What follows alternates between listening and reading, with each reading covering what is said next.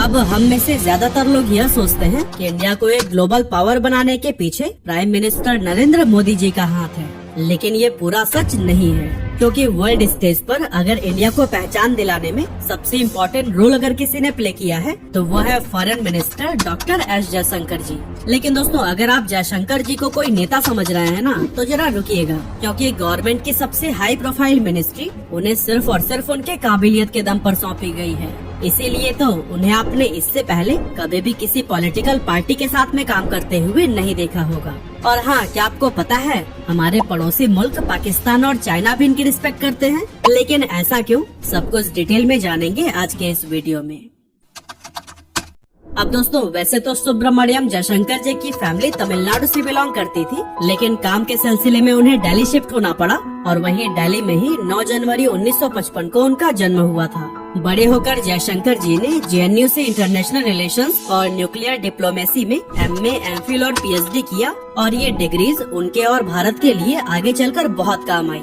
वैसे जयशंकर जी के शानदार स्किल्स उनके कॉलेज के टाइम से ही देखने को मिलने लगे थे, क्योंकि स्टूडेंट ऑर्गेनाइजेशंस में वह बड़े से बड़े प्रॉब्लम्स को भी चुटकियों में सॉल्व कर देते थे। PhD करने के बाद से 1977 में जयशंकर ने इंडियन फॉरेन सर्विस यानी कि IFS ज्वाइन करके ऑफिशियली अपना डिप्लोमेसी करियर स्टार्ट किया। अपने करियर के शुरुआती 20 सालों में उन्होंने इंडिया के अब्रॉड मिशंस के तहत काफी सारे देशों जैसे मॉस्को, श्रीलंका, बुडापेस्ट, हंगरी और जापान में अलग अलग पोजीशंस पर काम करते हुए अपने स्किल्स को निखारा। और अब टाइम आ चुका था कुछ बड़ा करने का।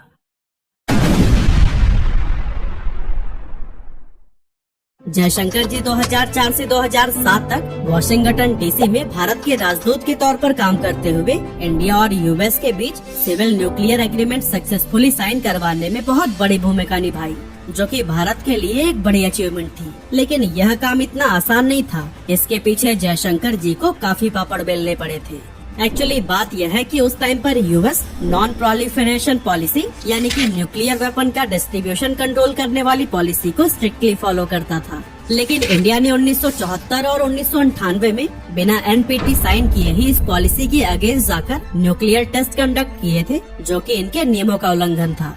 Actually nuclear non proliferation territory एक ऐसी इंटरनेशनल टेरिटरी है जिसका काम है न्यूक्लियर वेपन्स के स्प्रेड्स को रोककर दुनिया में शांति कायम करना। लेकिन इंडिया ने चूँकि उनके नियम को तोड़ा था, इसीलिए US इंडिया के साथ न्यूक्लियर एग्रीमेंट साइन नहीं करना चाहता था। इसके अलावा काफी सारे लॉ मेकर्स और एडवोकेट भी इस डील के खिलाफ थे। हालांकि इतने सारे दिक्कतों के बाद भी डॉक्टर जयशंकर ने हार नहीं मानी। उन्होंने ऐसी अनोखी स्ट्रैटेजी बनाई कि US को इस डील के लिए मानना ही पड़ा। असल में जयशंकर जी उस समय पर US में एक इंडियन एम्बेसडर के रोल में काम कर रहे थे और इसी रोल की वजह से ही उनको US के पॉलिसी मेकर से बात करके उनके डील रिलेटेड प्रॉब्लम्स को सॉल्व करने का मौका मिल गया। जयशंकर जी ने पॉलिसी मेकर्स को समझाते हुए कहा कि इस डील के बाद से US इंडिया रिलेशंस स्ट्रांग होंगे, जिससे टेररिज्म को भी अच्छे से काउंटर किया जा सकेगा। उन्होंने कहा कि भारत न्यूक्लियर वेपन्स का डिस्ट्रीब्यूशन बस अपने तक ही रखेगा। और हाँ, जयशंकर जी ने तो यह भी दावा किया कि इंडिया की एनर्जी नीड्स दिन प्रतिदिन काफी तेजी से बढ़ रही है और इंडिया अब और फॉसिल फ्यूल यूज करके ग्लोबल एनवायरनमेंट की तबाही नहीं चाहता। इसीलिए अगर इस डील को साइन कर लिया गया तो फिर ग्लोबल वार्मिंग को भी काफी हद तक कम किया जा सकता है। और दोस्तों, कुछ इसी तरह की हजारों कोशिशों के बाद फाइनली US 2008 में न्यूक्लियर डील साइन करने के लिए रेडी हो गया। इस डील के बाद से इंडिया अब इंटरनेशनल मार्केट से न्यूक्लियर फ्यूल और टेक्नोलॉजी खरीद सकता था, जिससे इंडिया का फॉसिल फ्यूल से डिपेंडेंसी हटके न्यूक्लियर फ्यूल पे आ गया था, जो कि एनवायरनमेंट के लिए एक अच्छी साइन थी।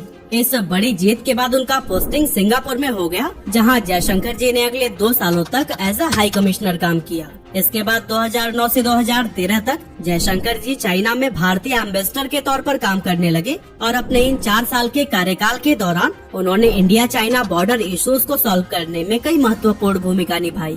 दोस्तों, चाइना में काम करने के दौरान ही 2012 में गुजरात के CM नरेंद्र मोदी के साथ एस जयशंकर का मिलना हुआ। एक्चुअली जब मोदी जी अपने चाइना विजिट के लिए गए थे, तब चाइना में कई सारे महत्वपूर्ण लोगों के साथ मीटिंग शेड्यूल करने में भी जयशंकर जी ने पूरा साथ दिया था। वैसे आपको याद दिलाते चले कि इस टाइम पर मोदी जी कोई बहुत बड़े ग्लोबल लीडर नहीं थे। यहाँ तक कि कुछ सालों पहले ही यानी 2005 में उन्हें US ने वीजा देने से इनकार कर दिया था। एस जयशंकर के साथ समय बिताने के बाद मोदी जी उनके काम से इतने इन्फ्लुएंस हुए थे कि आगे चलकर जयशंकर जी को गवर्नमेंट की एक बड़ी मिनिस्ट्री सौंप दी गई, जिसके बारे में हम वीडियो में आगे बात करेंगे। खैर, अपने इन 4 सालों में जयशंकर जी ने चाइना के सीक्रेट मैटर्स को इतनी अच्छी तरह से समझ लिया था कि बाद में हुए मेजर इंडो चाइना डिस्प्यूट्स को भी उन्होंने बहुत ही आसानी से सॉल्व कर लिया। एग्जाम्पल के लिए 2017 में हुए डोकलाम बॉर्डर इशू को ले लेते हैं।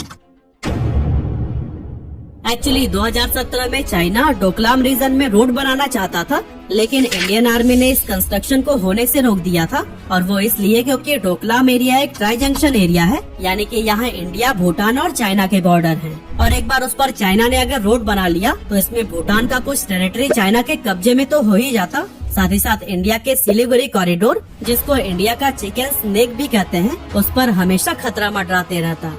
और दोस्तों, चाइना के साथ वॉर में सिलीगुड़ी कॉरिडोर लूज करने का मतलब है पूरी नॉर्थ ईस्ट से हाथ धोना, और इंडिया अपने जमीन का एक भी टुकड़ा किसी को क्यों ही देना चाहेगा। इस सीरियस बॉर्डर इशू को सॉल्व करने के लिए एस जयशंकर ने सबसे पहले ट्राइलेटरल डिप्लोमेसी कंडक्ट किया, जिसमें जयशंकर ने भूटान और चाइना ऑफिशियल्स के साथ में बातचीत करनी शुरू की। इसी बातचीत के दौरान ही एस जयशंकर ने भूटान की टेरिटरी को प्रोटेक्ट करने का वादा भी किया था। जयशंकर की बातों से चाइनीज ऑफिशियल्स बहुत इन्फ्लुएंस हुए, और एक सीनियर ऑफिसर ने तो यहाँ तक कह दिया कि जयशंकर एक डिप्लोमेट की तरह नहीं बल्कि सोल्जर की तरह बात करते हैं। और दोस्तों, जयशंकर के इन्हीं एफर्ट से ही चाइना ने अपनी आर्मी को पीछे खींचने के साथ साथ डोकलाम रीजन में रोड कंस्ट्रक्शन का भी काम रोक दिया। यहाँ जयशंकर जी की ग्रेट नेगोशिएशन स्किल्स की तारीफ खुद दुश्मन देश की आर्मी करती हुई दिखाई दी, और ये जयशंकर जी की ही नहीं बल्कि पूरे इंडिया की जीत थी।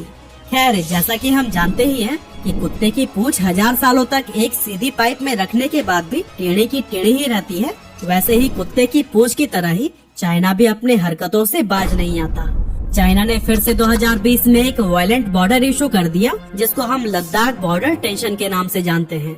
असल में जून 2020 में चाइनीज आर्मी लद्दाख के गलवान वैली में घुसकर इंडियन आर्मी पर अटैक कर देते हैं।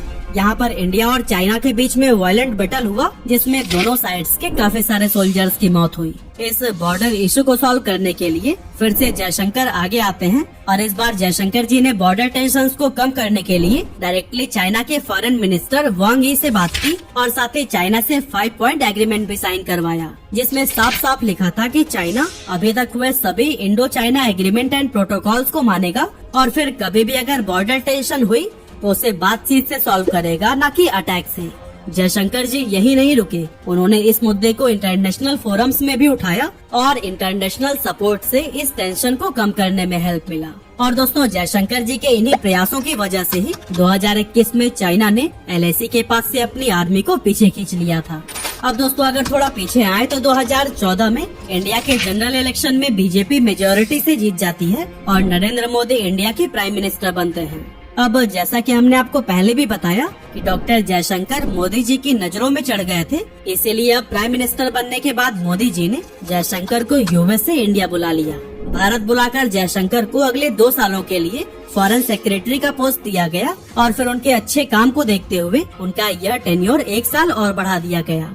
यानी कि एस जयशंकर 2015 से 2018 तक as a foreign secretary of India काम किए, और इन 3 साल के टाइम फ्रेम में उन्होंने यूएस, रशिया और जापान जैसे पावरफुल कंट्रीज के साथ संबंध मजबूत किए, और इसके साथ ही इंडिया के हित में कई सारी बेहतरीन पॉलिसीज बनाई। हालांकि उन बेहतरीन पॉलिसीज को बनाने का श्रेय उन्हें नहीं बल्कि उस टाइम के फॉरेन मिनिस्टर को मिला, क्योंकि वो सामने आकर इसकी मार्केटिंग जो किया करती थी। अपने 3 साल का फॉरेन सेक्रेटरी रोल खत्म होने के बाद जयशंकर को टाटा ग्रुप की तरफ से ग्लोबल कॉर्पोरेट अफेयर्स के प्रेसिडेंट का रोल ऑफर किया गया, और यहाँ भी उन्होंने कंपनी के लिए बहुत बड़े बड़े काम किए। अब दोस्तों, साल 2019 आ गया, जिसमें जनरल इलेक्शन होने थे, और इस बार भी बीजेपी फुल मेजोरिटी के साथ इलेक्शन जीत गई, और एक बार फिर से नरेंद्र मोदी प्राइम मिनिस्टर बनाए गए। इलेक्शन जीतते ही मोदी जी ने डॉक्टर जयशंकर को गुजरात से टिकट दिलाया, और उनको इंडिया का फॉरेन मिनिस्टर बना दिया, बिना किसी पॉलिटिकल बैकग्राउंड के, सिर्फ और सिर्फ उनके मेरिट्स के दम पर। अपने 5 साल के फॉरेन मिनिस्टर के टेन्योर में जयशंकर ने काफी सारे इन्फ्लुएंशियल पॉलिसीज बनाए, जिसने इंडिया का इमेज वर्ल्ड स्टेज पर बदल कर रख दिया। 2019 से 2024 के बीच ही जयशंकर जी का असली पोटेंशियल बाहर निकल कर आया, और यही टाइम था जिसमें पाकिस्तान के फॉर्मर PM ने भी जयशंकर जी के तारीफों के पुल बांधे। अब कब और क्यों तारीफ की यह जानने से पहले 70 सालों से कॉन्फ्लिक्ट में रही कश्मीर को कैसे जयशंकर जी ने अपनी स्ट्रैटेजी से आजाद कराने में इंडियन गवर्नमेंट की पूरी मदद की, चलिए वो जान लेते हैं। एक्चुअली जम्मू एंड कश्मीर से आर्टिकल 370 को हटाना इंडियन गवर्नमेंट के लिए बहुत बड़ा चैलेंज था, क्योंकि इंटरनेशनल प्रेशर इतना ज्यादा था। इसीलिए जयशंकर जी ने दुनिया के सुपर पावर देशों में जाकर अपना पॉइंट स्ट्रांगली रखा कि कश्मीर इंडिया का इंटरनल मैटर है और वो इसमें इंटरफेयर न करे। दुनिया के सुपर पावर देशों को कन्विंस करने के बाद से इंडियन गवर्नमेंट ने आर्टिकल 370 हटा दिया और उसके बाद से कश्मीर में न तो कोई दंगा हुआ और न ही कोई इंटरनेशनल इंटरफेरेंस। चलिए अब फाइनली हम बात कर लेते हैं कि क्यों और कब पाकिस्तान के फॉर्मर पीएम ने डॉक्टर जयशंकर की तारीफ की थी। एक्चुअली बात थी 24 फरवरी 2022 की, जब रशिया ने यूक्रेन पर अटैक कर दिया था और ये अटैक कोई छोटा मोटा अटैक नहीं था। इंटरनेशनल मीडिया कहती है कि ये वर्ल्ड वॉर 2 के बाद से यूरोप पर होने वाला पहला बड़ा अटैक था, जिसमें हजारों लोगों की जान चली गई।